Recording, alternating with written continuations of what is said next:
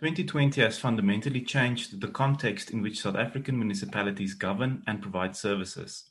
Future Cities Africa has partnered with South African Cities Network on a series of 4 episodes that look at how cities have fared during the pandemic and what fundamental lessons have been learned. We cover economic recovery, climate change, governance and municipal finance, and built environment. Danga is Program Manager for Well-Governed Cities at South African Cities Network. Danga, welcome. Give us a brief introduction on your role at South African Cities Network. Thank you for having me, Dan. I am the Program Manager for Well-Governed Cities at the South African Cities Network, which means that I have a portfolio that covers urban governance and municipal finance.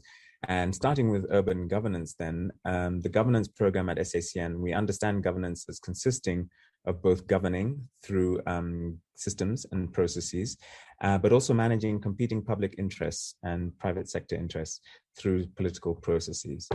Well-governed cities, as far as we understand them, are efficient. They manage their finances prudently, they're sustainable, and are accountable to their citizens. Citizens in well-governed cities, therefore, actively participate in government processes and in democratic local government elections and decisions about local government. And we also say that governance in well-governed cities is therefore participatory and inclusive and indeed democratic. And we consider the efficacy of governance, therefore, by the quality, how good quality local services are, how good local institutions are. And also we look at the democratic participation of local citizens in policy making and also communities in that process, and the accountability, finally, of elected officials and representatives. And then moving on to the finance side of things, our sustainable municipal finance program, the South African Cities Network tracks and analyzes performance in the 8 metros and Msunduzi. And every 2 years, we produce a State of City Finances report targeted at senior municipal administrators and politicians, as well as officials in other spheres of government in national and provincial, with an interest in public finances and the intergovernmental fiscal framework. And the State of City Finances publication is a flagship SACN report. And accompanying this report is a people's guide to the state of city finances, which distills the messages in the main report and is targeted to a broader citizen and civil society and non-financial audience. Let's reflect on the State of City Finances report of 2020. What is the state of municipal finances? In 2018, the last State of City Finances report called for cities to be at the center of development and for systemic problems to be addressed. But we find in the 2020 report that little has changed. So cities remain the drivers of the economy and home to most people in South Africa, but continue to face challenges of inadequate finance for infrastructure and service delivery and the affordability of municipal services for customers. Cities are finding it increasingly difficult to raise revenue to cover their mandates, mainly as a result of structural issues within the local government fiscal framework and the deteriorating macroeconomic environment in which they operate, which are both matters of which cities have little control. Of course, cities could always improve their fiscal effort and expenditure deficiencies, but the fiscal space open to them, we find in this report, has shrunk. So not only has the population of low-income groups continued to grow as urbanization brings people to cities in search of jobs, which remain elusive due to slow and decreasing economic rates of growth. So this is the pool, if you will, within which cities operate. But also from a city perspective, reduced margins on electricity and water sales as a result both of rising unemployment and stagnating household incomes, and above inflation increases in the cost of bulk purchases. And by bulk purchases, we mean the electricity and the water that cities purchase from Eskom and the water boards and then sell on to residential and non-residential customers within their boundaries, mean that cities are less able to cross-subsidize the provision of basic services for lower income residents, which is a key element of the report that I'll get into a bit later. And so faced with a declining and a shrinking fiscal space, cities have used the local government equitable share, which is the division of revenue allocated to the local sphere by the National Fiscal Authority, to cover some of their expenditure obligations, a decision which is at odds with the original purpose of the local government equitable share as envisaged in the 1998 local government white paper. And this report indeed is a first attempt to look at the expenditure by cities of the local government equitable share, and is a contribution to understanding this very important unconditional grant that the local sphere receives from the National Division of Revenue. So just to summarize, the report examines city financial performance over time, including the effects of COVID-19 on city finances. It looks also at the affordability of municipal bills, and then finally provides analysis of the expenditure of the local government equitable share. So having said that, I think, and given a brief overview of the context within which cities operate, as well as the specifics around how then this report addresses city financial performance over time and analyzes it, I'll now go into a bit more detail and can provide a bit more information about the specific elements of city financial performance. So number one, the changing state of municipal finances from a general overview perspective. Number two, looking at the affordability of household bills from the perspective of city residents. And then number three, looking at the local government equitable share. So starting with the changing state of municipal finances, we look at a number of dimensions. We look at city revenue, we look at city operating expenditure, and combine these two, if you understand revenue as money coming in and expenditure as money going out, into a sort of a metric that we call the city operating surplus or deficit, which is in layman's terms, whether the city is in the red or in the black. We then also look at city capital expenditure, consumer debtors, who are the people who are residents of the city who perhaps still owe money on their municipal bills, and then relate that to a discussion about city cash management. Cities have grown their revenues by an average of 5.7% per year, which is quite good considering the macroeconomic environment, which is quite strained, as I mentioned earlier. And this increase in city revenue has been above operating expenditure growth of 5.5%. And so combining these two elements, we get a operating surplus, which once again is a comparison between city revenues and city expenditures. And we find that the average annual increase in operating surpluses was 4.2%.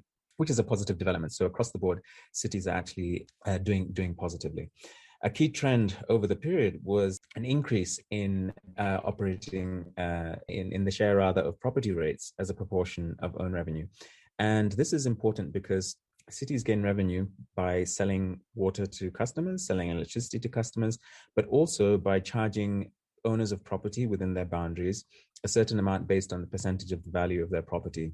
And this is a very important source of revenue for cities because it's entirely discretionary and entirely within their control and not dependent on consumption of electricity and water as the others are.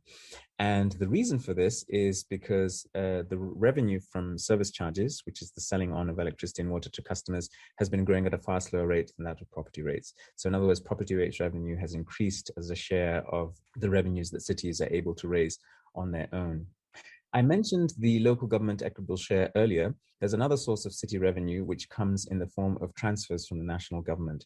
And these transfers are conditional, unlike the local government equitable share, which is an unconditional transfer. And by conditional transfers, we mean that they're attached to certain things that conditions that the National Treasury says that the money must be spent on. So whether it's for transport, for informal settlement, upgrading, or any other purpose. In fact, there's a large number of these conditional grants. And what we find is that over the reporting period, which is between 2015-16 and 2018-19, transfers to cities grew by an average of 4.7% per year, which is dramatically lower than the 12% recorded for the period covered by the State of City Finances 2018. And this is for a number of reasons. Over the past couple of years, the national fiscus has been increasingly strained, as we've seen in reports by the Ministry of Finance. But also at the same time, I think National Treasury has been tightening up on the conditional transfers because there has been a pattern across the cities of all the money being allocated in a particular budget year, not all that money that's been transferred from the national government being spent. So I think there's been a tightening up of the amount of money being dispersed from the national government. However, the knock-on consequence of this is that cities use that money typically for capital investments. So many of those conditional grants have been used for capital investments. And we see that the slower growth in conditional transfers over the reporting period was partly responsible for the lower capital expenditure that we see in cities.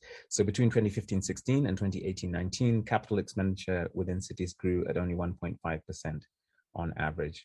And Cities can, of course, make use of their own revenues in order to finance infrastructure investment and so on. But we do find that they did not make significantly more use of their own sources of finance, although borrowing did, in fact, contribute slightly more to total capital financing. And in fact, Cape Town, Ekurhuleni, and Johannesburg issued new bonds during this period. Moving now on to how cities manage cash and debtors and their cash management. We find that between 2015-16 and 2018-19, combined cash collection rates for the cities actually declined from 91% to 87%, which is not great. The National Treasury benchmark is around 94%, and cities have typically, in the past, come closer to that percentage. We suspect that this is a function of the fact that the residents from whom cities would have been collecting bills were facing straitened economic circumstances over the past few years. So their municipal bills became something that they found a challenge to pay. And this cash bucket, if you will, that cities collect is combined into what we call a cash coverage ratio, which is the amount of cash that the city has on hand. And we find that as a result of this decline in cash collection rates from 91% to 87%, cash coverage ratios, which is the amount of cash cities have on hand, also declined then from 2.14 months to 2.07 months, which is not necessarily concerning as yet, because the National Treasury recommendation is between 1 month and greater. So not necessarily something of great concern at this point. On the topic of the pandemic, how has the pandemic affected city finances? The impact of the pandemic on city finances has really been threefold. And we are now sitting a year after the lockdowns began in South Africa. And we can notice already three key points. The first is that cities are getting reduced revenue from property rates and also service charges. So in particular from non-domestic customers, reduced economic activity as a result of lockdowns has meant that businesses have been shut down, in some cases operating on a limited schedule, which means, of course, that a business then consumes less water and electricity on its premises. And seeing that cities get a certain percentage of that water charged to the business, therefore their revenues have gone down. Also, we find that depressed property markets have affected property rates revenue. So that has been also a consequence of lockdown in general, and to the extent that cities have had to change their property rates regimes based on the property markets, that has an impact on their revenue. Also has the closure of some businesses in effect has removed the revenues from businesses altogether. So that's number one, so decreased revenue. Number two is higher city expenditure. So as you can imagine, cities are responsible for sanitation of public transportation facilities. They have also had to provide emergency water supplies. They've had to buy protective equipment for their employees, but also they've had to deal with having employees also on lockdown. So employees who are working remotely and the costs associated with that, providing them with computer equipment, providing them with data and so on. And so that has increased city bills.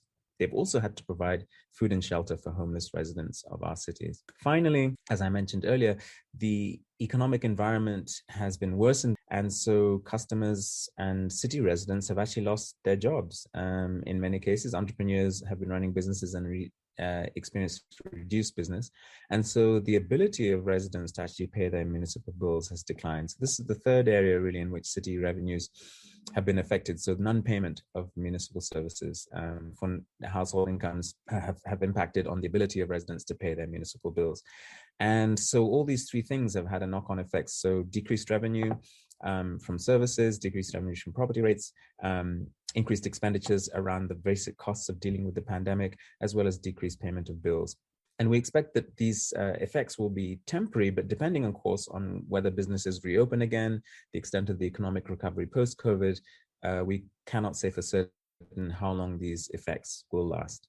And I think that summarizes really the very big impact on municipal finances. And I expect that we'll see this even more so when we see audited figures in the next State of City Finances report that comes out in the next couple of years.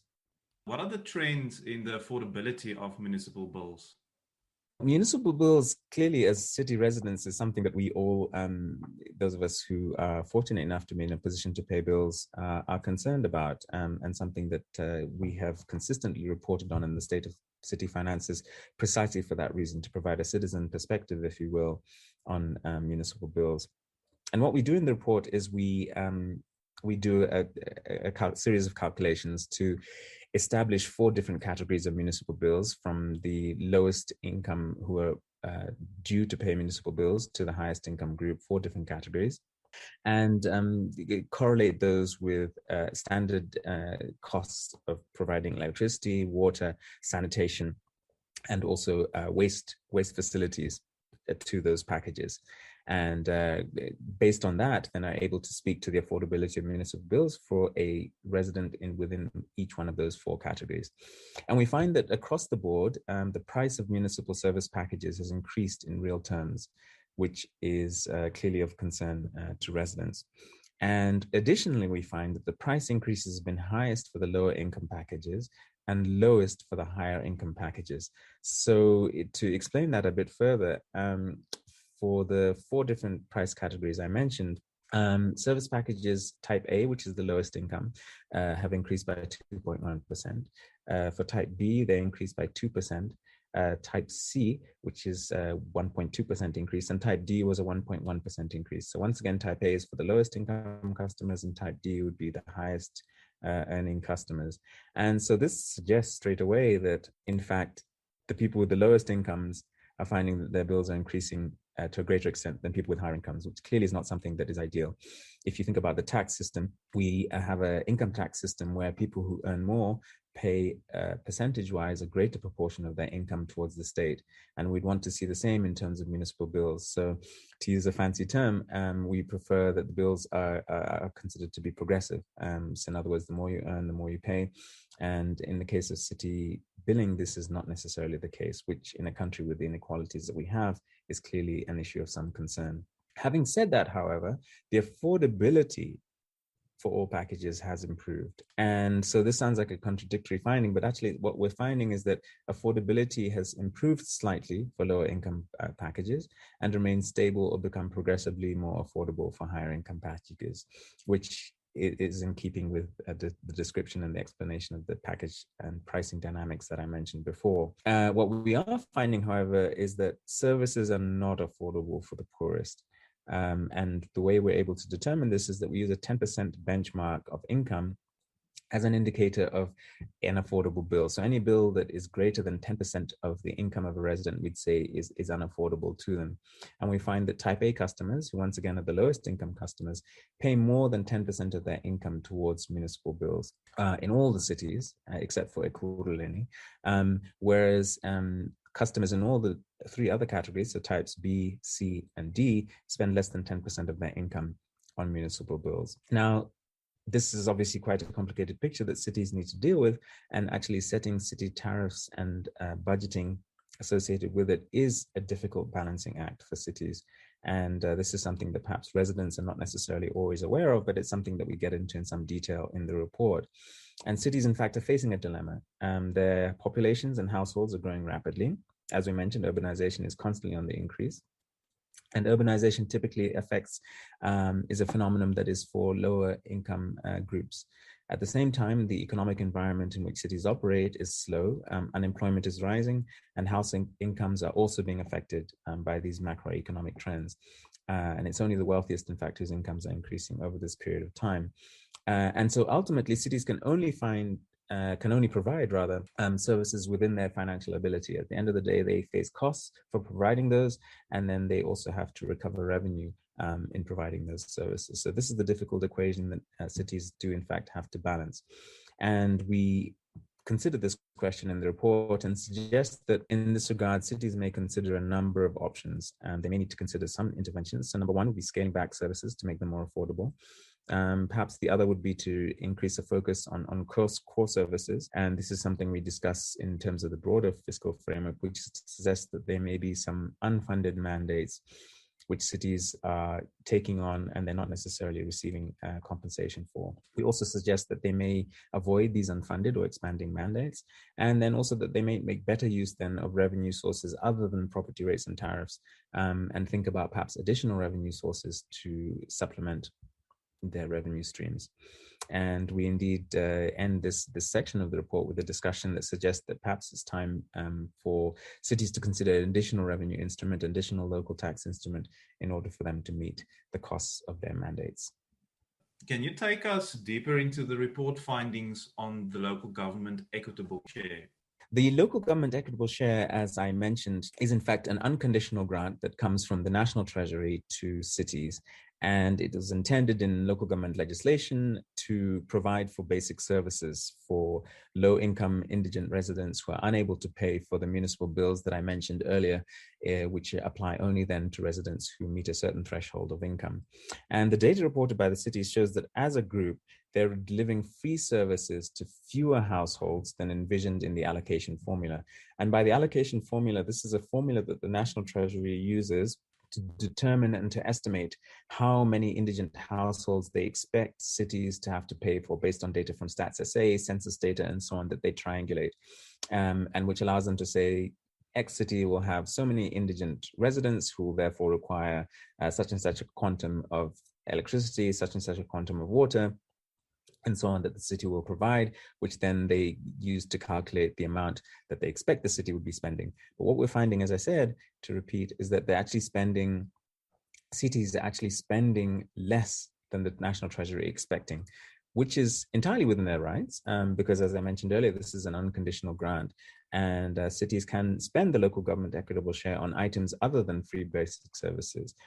However, the data indicates, though, that the intention of the grant itself, at least in its spirit and the letter, is not necessarily being met and fully realized. And the reason for this is tied to some systemic structural issues within the local government fiscal framework that I think have superseded, if you will, the initial calculations and the initial thinking and the reasoning behind the local government equitable share. So cities are functioning in an environment of increasing input costs and a sluggish economy, as we mentioned earlier. And this has constrained growth in revenue and leads to an increase in the number of low-income households within city boundaries. And also cities are finding, therefore, that the number of households needing support is increasing. They're finding it increasingly difficult to raise the revenues to meet those obligations. And as a result, they are not able to cross-subsidize from the bills that they charge to customers to as great an extent that they would like. And also they rely, therefore, on the local government equitable share to meet other requirements and commitments that they have to subsidize some of these other obligations, and are not therefore able to use it just for free basic services as the legislation intended. And as their fiscal space closes, in fact, we're finding that cities are forced to target subsidies, the local government equitable share, free basic services, and by targeting to identify the households that they deem to be in need of those services much more tightly than was perhaps the case in the future. And so therefore you're seeing fewer households than the National Treasury expected receiving support from cities through the local government equitable share. And this we think, and the report says, that this is an unsustainable situation, and in fact contributes to an increasing body of knowledge that we have generated through the State of City Finances reports over the years, which suggests that there's a number of gaps between what cities are expected to take care of, so what is within their mandate, and the revenues that they are able to raise to address those needs and those obligations. So we're finding those four gaps are as follows. We find an unfunded mandate gap. So municipalities are incurring expenditure on services and functions that are not in their mandates and for which they do not receive revenues. So one of those examples, I think, is libraries. Running city libraries is something that is not necessarily within their mandates, in addition to others that I've hinted at. An expenditure inefficiency gap. And by this we mean municipal expenditures which are higher than the reasonable costs that one would expect associated with that. But having said that, this is probably within the bigger scheme of the four gaps, the least of concern, as municipalities are in fact fairly efficient in their expenditures. Then a transfer gap. And this is a gap that is the transfers that are coming from National Treasury in the form of the conditional grants, which we argue is part of the contribution to the structural funding gap that cities face. And then finally, a fiscal effort gap. And much like the expenditure efficiency gap, the margin for this is very small. So for cities to increase their efficiencies in collecting cash, in exerting fiscal effort to collect all the revenue that is owed to them. And so in summarizing, we can say that the inefficiency and fiscal effort gap are within the control of cities, at least partly anyway. And some have considerable space to improve in those areas. Some cities do better at this than others. But having said that, The biggest gaps are, in fact, the unfunded mandate gaps and the transfer gaps. And we suggest that from a systemic point of view, perhaps, that there's a need to look at the local government fiscal framework and take into account these gaps and how we might solve them. How do municipalities bounce back when it comes to their financial state? What needs to fall in place? Great. How do cities bounce back? My goodness, that's a $1 million question. It's a difficult one to answer because the things that are within cities' control are fairly limited. So they have control over their own revenue, which is the property rates revenue, and also the revenue from bulk purchases. As I mentioned earlier, the revenue that they receive from bulk purchases, which is of electricity and water, is dependent on consumption. So although it's within their control in terms of the amount that they charge residential and non-residential customers for those bills, the economic situation within which those customers and businesses are operating affects the amount that they buy. So that's not entirely within cities' control. So that's number one. The next question is the transfers that they receive from their national fiscus.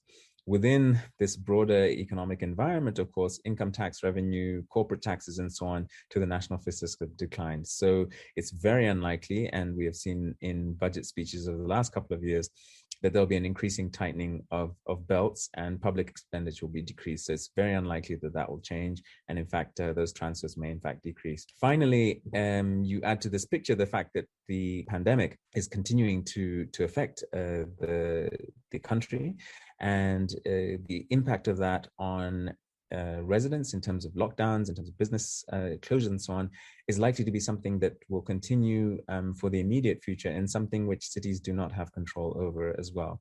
So all those factors, all those moving parts are things which affect cities, and to varying degrees, they have control over them and not. Within the report, we do look at the projections that cities are making over the medium-term expenditure framework, and to varying degrees, they look forward 3 and 5 years into the future and wonder and project make projections rather about the revenue streams, about their expenditures into the future. And to varying degrees, some cities expect things to get better sooner rather than later, whereas others expect that things will remain to be difficult for them for some time yet. So I think the circumstances, of course, of each city are different, but I think it's fair to say that the sorts of things that cities would need to do to address the situation that they find themselves in are really things that that in the main are out of their control. What are the main lessons of the report and implications for municipal finance in the future?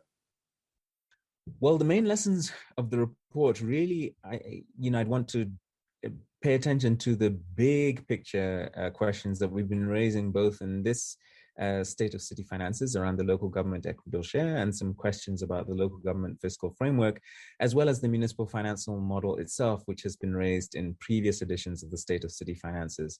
So the State of City Finances 2018 makes the argument that the vision espoused in South Africa's urban policy, the Integrated Urban Development Framework, in fact, for productive, sustainable, inclusive cities can only be achieved within a municipal financial model that is fit for purpose. And some of the critiques that we've made over the years have applied to how cities gain revenue. So we have made critiques of the fact that cities are highly dependent on property rates revenue in terms of their own revenue. And this has implications for a key urban policy goal, which is densification. Property rates revenue is something that increases with new properties that are built within city boundaries. And so cities have a disincentive, if you will, to densify. So new developments are allowed on the periphery and are encouraged because they increase revenue for the city. But that, however, is at odds with our urban policy, which I said is very much predicated on spatial transformation and densification. The main argument, therefore, that we make is that cities must address the systemic financing problems that they face in meeting their development midterm mandate. Municipal budgets, number one, should be aligned to policy, and urban planning should reflect that orientation. The critique of property revenue as a source and the impact that therefore has on spatial transformation is something that I've just hinted at. We also suggest, and as I mentioned earlier in this interview, the funding gap that cities face. We looked at 4 elements of that funding gap, and we need to say this, to find a way for cities to bridge the capital funding gap which impacts on their ability to provide infrastructure for the residents who are coming into the city, so providing bulk infrastructure in terms of water and electricity and informal settlements and so on to deal with the challenge of urbanization, but also to maintain infrastructure that already exists. Infrastructure typically has a lifespan of 30 years, and without adequate maintenance, it falls apart and is not then able to even serve the existing needs of city residents and businesses. So we make a case for fiscal transformation. We argue, in fact, that there's a misalignment between policy, budgets, and planning. And we also say that there's contradictions between the municipal revenue model and local government's urban policy goals and objectives, and in particular desired developmental outcomes, of which the most important is spatial transformation. We also then look at how sustainable the financial model is from the point of view of residents. So when we have a model that's dependent on selling electricity onto consumers, and the electricity, at least in South Africa, in the main is generated from coal-fired plants, which is an unsustainable, environmentally unsustainable form of energy, and you have a model that's dependent on selling that on, then clearly that poses existential questions about the model itself. And we see this around the fact that independent power producers are now able to produce electricity at a lower rate than Eskom is, for example. But then that has implications for cities that are dependent on selling on electricity to residents as they shift, goes to cleaner forms of energy. What impact will that have on the municipal finance model? And in bigger picture terms around that issue is, as we transition to a climate resilient economy, what impact will that have on city finances in general? And the pandemic has really shone a spotlight on some of these challenges that cities are actually facing. In terms of the shock that it has been to the system, we discussed the revenue impacts, the expenditure impacts of the pandemic, but it's forced us to sort of look, and I think this is something that we saw across the board, to look at systemic issues that in fact the pandemic has shown cracks in. And just as many societies have been forced to think about how they're organized, perhaps we argue that the pandemic offers an opportunity for cities, for those responsible for the local government fiscal framework, to look at some perhaps of the systemic issues within the funding model that affect cities. And one thing perhaps in closing I could say is that we have made these arguments over many years into the policy space. And what we'd like to see now is that some of these arguments to be taken up. So, for example, arguments around alternative tax at local government level that cities could perhaps use as an alternative source of revenue, to consider different ways of subsidizing public transport, to think about perhaps alternatives to the dependence of cities on property rates revenue as a source of revenue, are all things that should be considered within the policy space. And our hope is that moving forward, these are things that we'll be able to engage with stakeholders in greater detail and with greater urgency on.